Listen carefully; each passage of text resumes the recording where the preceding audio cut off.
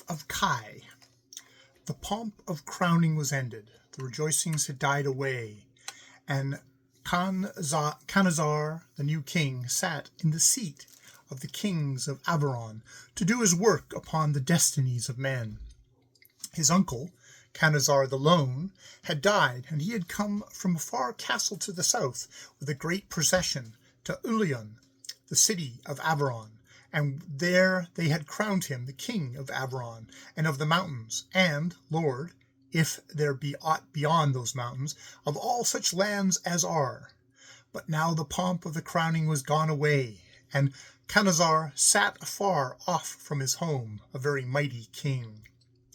Then the king grew weary of the destinies of Averon, and weary of the making of commands. So Khanazar sent heralds through all cities, saying, "Hear the will of the king! Hear the will of the king of Averon and of the mountain, and lord, if there be aught beyond the mountains, of all such lands as are, let there come together in Ilion all such as have art in secret matters. Hear!"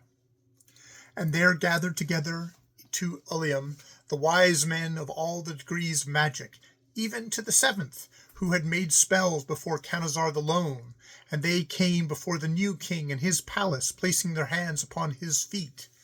Then said the king to the magicians, "I have a need." And they answered, "The earth touches the feet of the king in token of submission." But the king answered, "My need is not of the earth, but I would find certain of the hours that have been, and sundry days that were."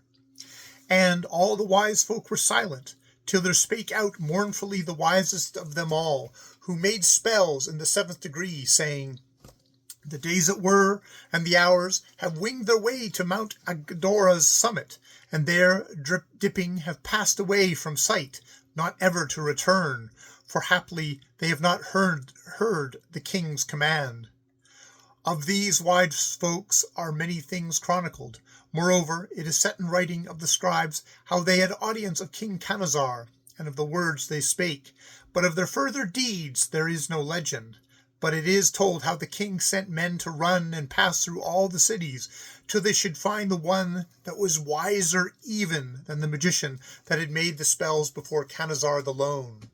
Far up in the mountains that limit Averon they found Slylerin, the prophet, among the goats, who was none of the degrees of magic, and who had cast no spells before the former king.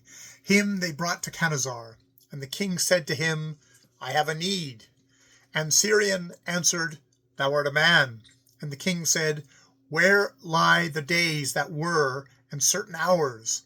And Syrian answered, These things lie in a cave afar from here, and over the cave stands sentinel, one Kai, and this cave Kai hath guarded from the gods and men, since ever the beginning was made.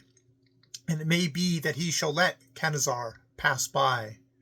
Then the king gathered elephants and camels that carried burdens of gold, and trusty servants that carried precious gems, and gathered an army to go before him, and an army to follow behind, and set out horsemen to warn the dwellers of the plain that the king of Averon was afoot. And he bade Syrian to lead to that place where the days of old hid and all forgotten hours. Across the plain and up Mount Agadora, and dipping beyond its summit went Khanazar the king, and his two armies who followed Syrian. 8 times the purple tent with golden borders had been pitched for the king of Averon, and 8 times had been struck ere the king and the king's armies came to a dark cave in a valley dark, where Kai stood guard over the days that were.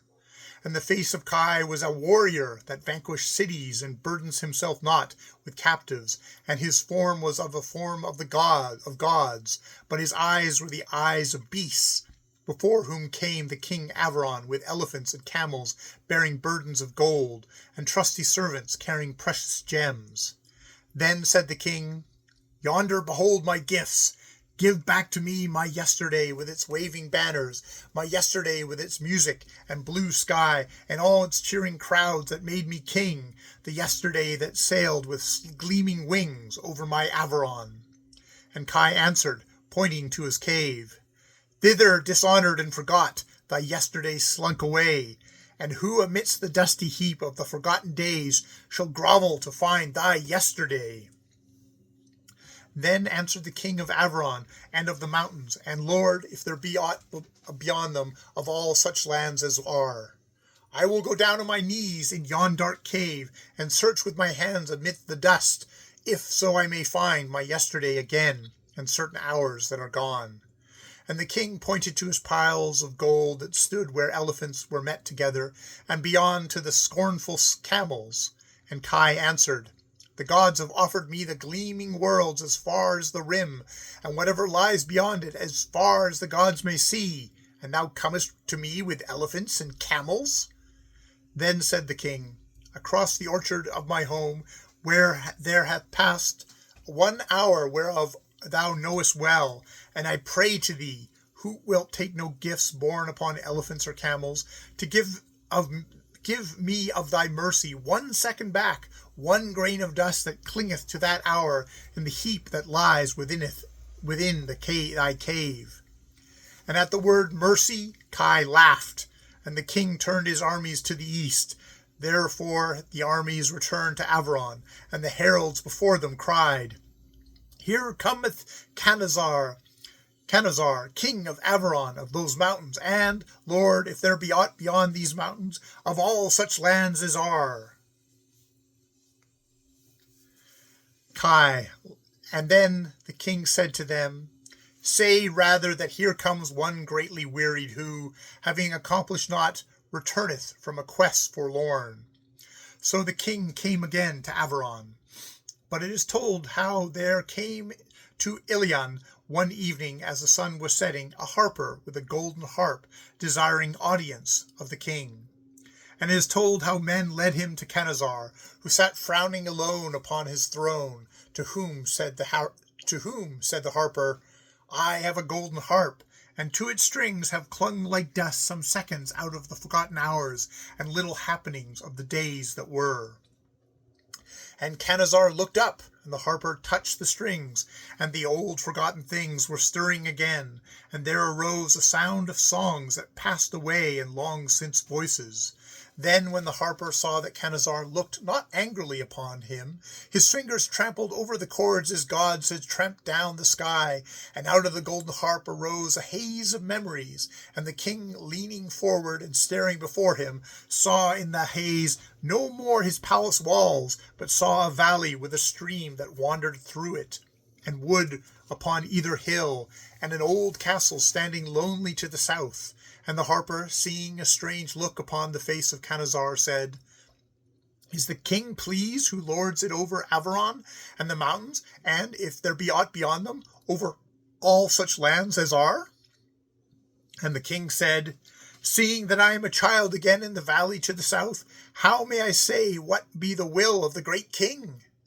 When the stars shone high over Ilion, and still the king sat staring straight before him, all the courtiers drew away from the great palace, save one that stayed and kept one taper burning, and with them went the harper. And when the dawn came up through the silent archways into the marble palace, making the taper pale, the king still stared before him, and still he sat there when the stars shone again clearly and high above Ilion. But on the second morning the king arose and sent for the harper, and said to him, I am king again, and thou hast a skill to stay the hours, and mayest bring again to men their forgotten days, and thou shalt stand sentinel over my great tomorrows, and when I go forth to conquer Zimho and make my armies mighty, thou shalt stand between that morrow and the cave of Kai, and haply some deeds of mine and of the battling of my armies shall cling to thy golden harp, and not go down dishonored into the cave. For my tomorrow, who with such resounding stride goes trampling through my dreams, is far too kingly to herd with forgotten days and the dust of things that were. But on some future day, when kings are dead and all their deeds forgotten, some harper of that time shall come, and from these golden strings awake those deeds that echo in my dreams, till my tomorrow shall stride forth among the lesser days, and tell the years that Canazar was a king. And answered the harper, I will stand sentinel over thy great tomorrow, and when thou goest forth to conquer Zimho, and make thine armies mighty, I will stand between thy morrow and the caves of Kai, till thy deeds and the battling of thine armies shall cling to my golden harp, and not go down dishonoured into the cave. So that when kings are dead and all their deeds forgotten, the harpers of the future time shall awake from these golden chords, those deeds of thine. This will I do. Men of these days that be skilled upon the harp tell still of Canazar, how that he was king of Averon and of the mountains, and claimed lordship of certain lands beyond, and how he went with armies against Zimho, and fought great battles, and in the last gained victory and was slain. But Kai, as he waited with his claws to gather in the last days of Canazar, that they might loom enormous in his cave, found them not, and only gathered in some meaner deeds and the days and hours of lesser men, and was vexed by the shadow of a harper that stood between him and the world.